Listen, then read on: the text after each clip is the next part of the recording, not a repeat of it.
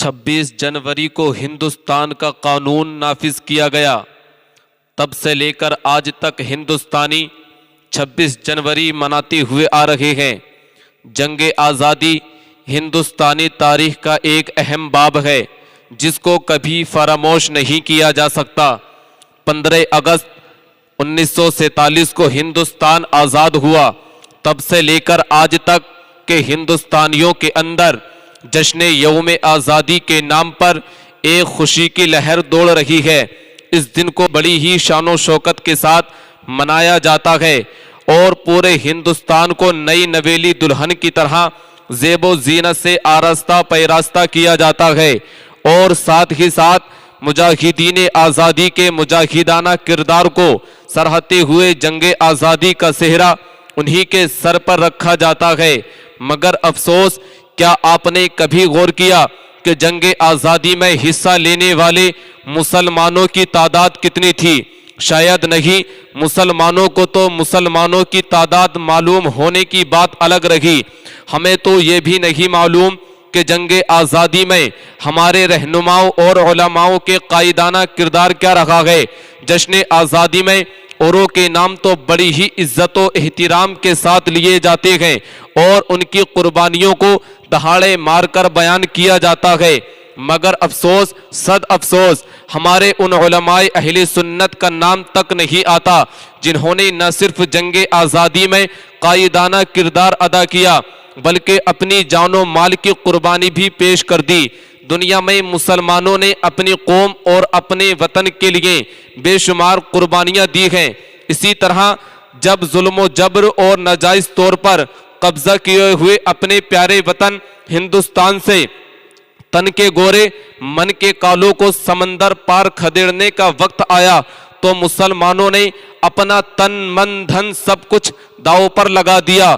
टीपू सुल्तान ने जिस कदर कुर्बानी पेश करके एक तारीख रकम की है, तारीख ऐसी मिसाल पेश करने से कासिर है। टीपू सुल्तान अंग्रेजों के लिए एक आखिरी किला साबित हुए। अंग्रेजों का कब्जा जब पूरे हिंदुस्तान पर हो गया, उसके बाद अंग्रेजों ने जो जुल्म सितम और कत्ल गारत की दास्तान मुसलमानों के खून से रकम की, वो यकीनन भुलाई नहीं जा सकती। हिंदुस्तान के आज़ादी के लिए हर कौम जिद्दोजहद में लगी हुई थी, मगर सवाल ये उठता है कि पहल कौन करे।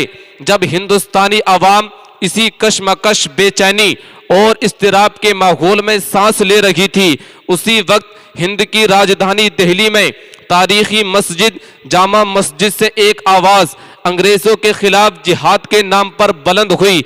ये आवाज़ कायदे जिहाद आज़ादी उस्ताद मुतलक इमामुल मंतिक हज़रत अल्लामा मौलाना फजल हक खैराबादी की थी। ये वही शख्सियत हैं जिनकी रगों में सैयदुना उमर फारूक आज़म रदियल्लाहु अन्हु का खून दौड़ रहा था।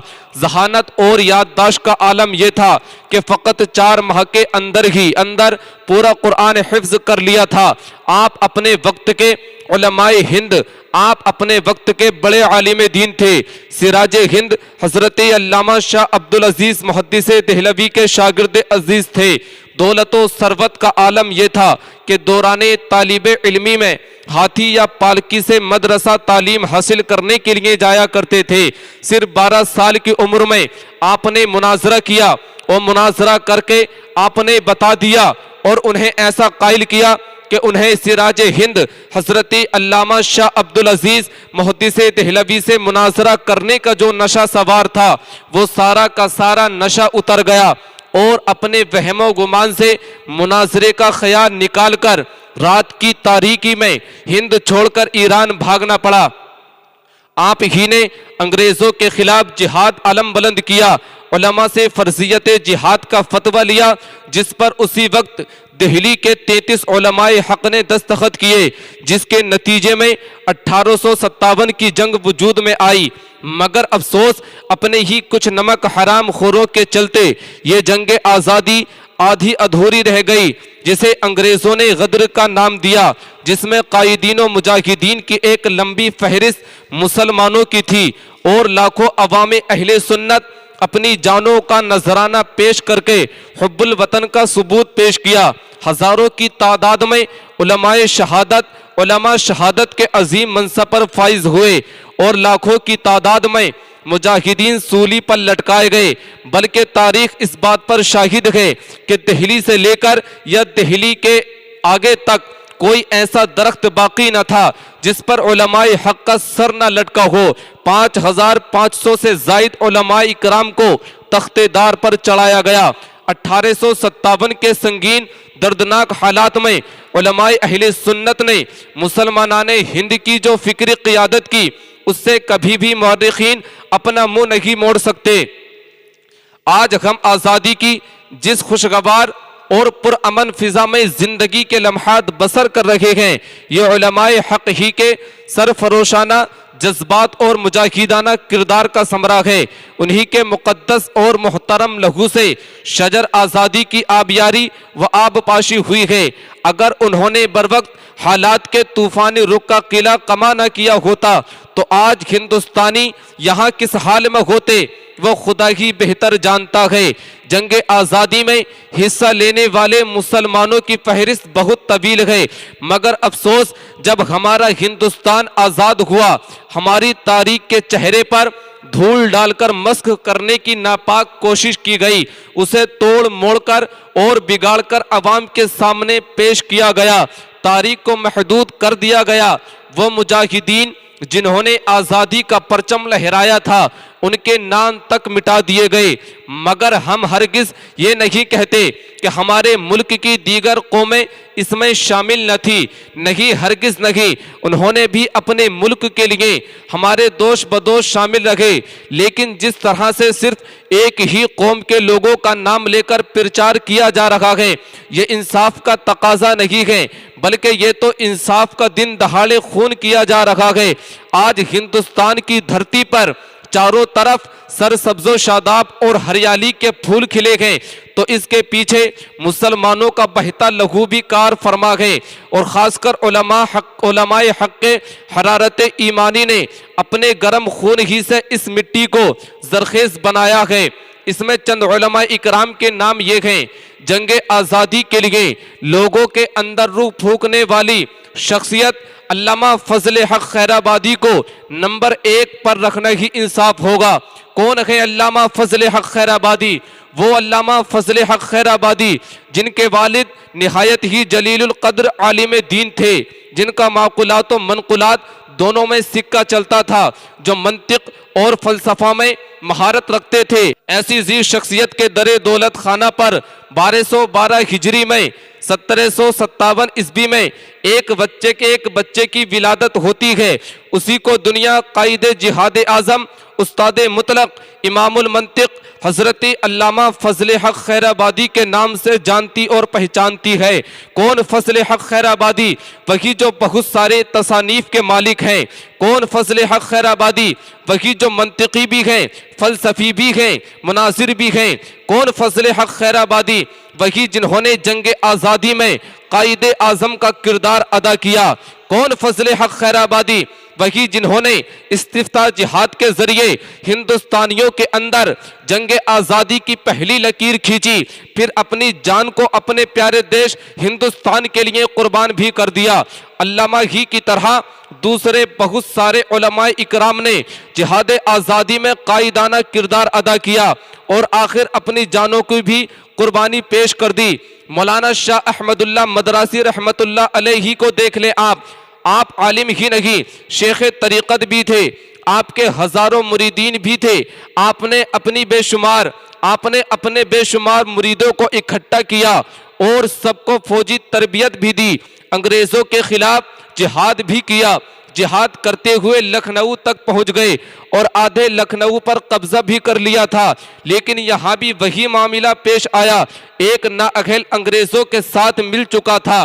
اس کی وجہ سے مولانا احمد اللہ مدراسی کو آدھے مقبوضہ لکھنؤ سے ہاتھ دھونا پڑا اور آپ شہید ہو گئے۔ اسی طرح مولانا لیاقت علی الہ آبادی کو لے لیجئے، آپ بھی عالم و شیخ طریقت تھے، آپ کے بھی ہزاروں مریدین اور معتقدین تھے۔ آپ نے بھی اپنے مریدوں کو جہاد آزادی کے لیے تیار کیا اور خود بھی ان کے ساتھ مل کر جہاد آزادی میں حصہ لیا۔ نتیجہ یہ ہوا کہ بعد میں مولانا لیاقت علی الہ آبادی کو گرفتار کر لیا گیا اور آپ کو بھی جزیرہ انڈمان بھیج دیا گیا، جسے کالا پانی بھی کہا جاتا ہے۔ آج وہیں پر لیاقت علی الہ آبادی کی قبر موجود ہے۔ شیر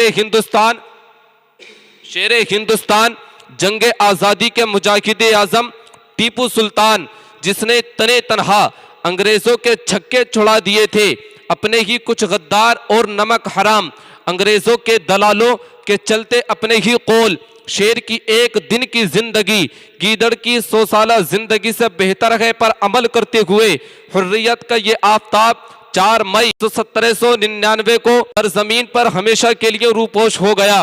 جنگ آزادی کے عظیم قائد ہندوستان کے علامہ صدر الدین آزردہ صاحب دہلوی ایک طرف عظیم عالم دین تھے تو دوسری طرف آبرو شہر تھے۔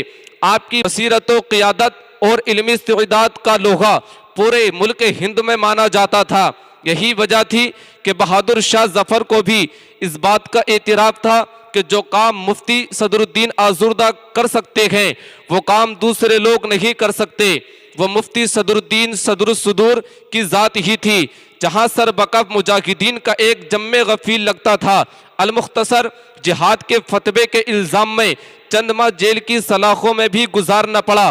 آخر کار 81 سال کی عمر میں اس جہان فانی کو خیر آباد کہہ کر جہان جاویدانی کا رخ کر کے سرزمین دہلی احاطہ حضرت نصیر الدین چراغ دہلوی میں ہمیشہ کے لیے روپوش ہو گئے۔ مفتی عنایت احمد کاکوربی کی وہ ذات تھی جو مجاہدین آزادی کے کاندھے سے کاندھا ملا کر کھڑے رہے اور جنگ آزادی میں ایسا مجاہدانہ کردار ادا کیا جس کو تاریخ کبھی بھی بھولنے کی جسارت بھی نہیں کر سکتی۔ مجاہدین کے لیے مالی امداد اور انگریزوں کے خلاف جہاد پر مشتمل ایک فتویٰ بریلی سے جاری ہوا جس پر مفتی عنایت احمد کاکوربی کے دستخط تھے۔ جنگ آزادی 1857 میں پروفیسر محمد ایوب لکھتے ہیں، انقلاب سے پہلے بریلی میں اس تحریک کے 2 ممتاز کارکن موجود تھے، مولوی سرفراز علی اور دوسرے مفتی عنایت احمد کاکوربی۔ علامہ فضل احمد بدایونی، مولانا رحمت اللہ، مولانا ڈاکٹر وزیر علی خان بے باک مجاہد، مولانا بہاج الدین مراد آبادی، مولانا امام بخش، حضرت علامہ مولانا رضا علی بریلوی، مفتی کرام الدین، مولانا عبد القادر، مولوی فرید الدین، مولوی محمد علی، مفتی رحمت علی، مولوی سعید الدین، مولوی عبد الغنی، قاضی القضات محمد علی حسینی۔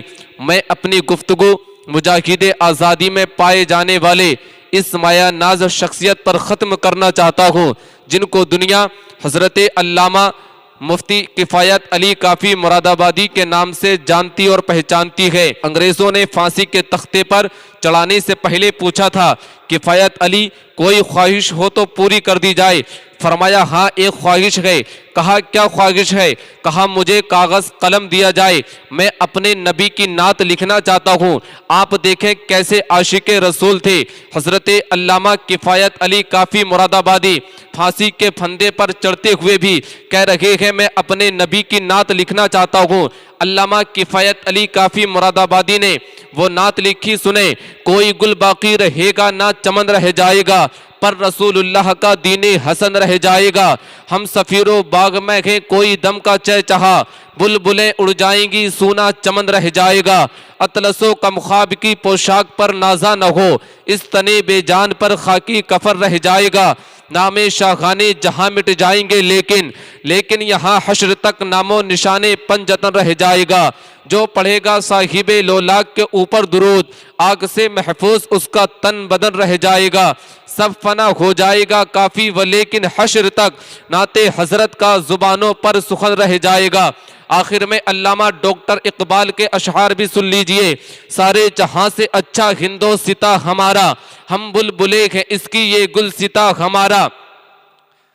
پربت وہ سب سے اونچا ہمسایہ آسماں کا، وہ سنتری ہمارا، وہ پاسباں ہمارا، ہندی کے غم وطن ہے ہندوستاں ہمارا، مذہب نہیں سکھاتا آپس میں بیر رکھنا، ہندی کے غم وطن ہے ہندوستاں ہمارا، یونان و مصر و روما سب مٹ گئے جہاں سے، اب تک مگر ہے باقی نام و نشاں ہمارا، کچھ بات ہے کہ ہستی مٹتی نہیں ہماری، صدیوں رکھا ہے دشمن دورے زماں ہمارا، اقبال کوئی محرم اپنا نہیں جہاں میں، معلوم کیا کسی کو درد نہاں ہمارا، ہمارے شہر میں چوروں کا ایک بازار دکھتا ہے، ہمارے شہر میں چوروں کا ایک بازار دکھتا ہے، غریبوں کا جو قاتل ہے وہی سردار دکھتا ہے، ہمارے ہی بدولت ہے ملی بھارت کو آزادی، ہمارا خون بھی صاحب کو اب غدار دکھتا ہے۔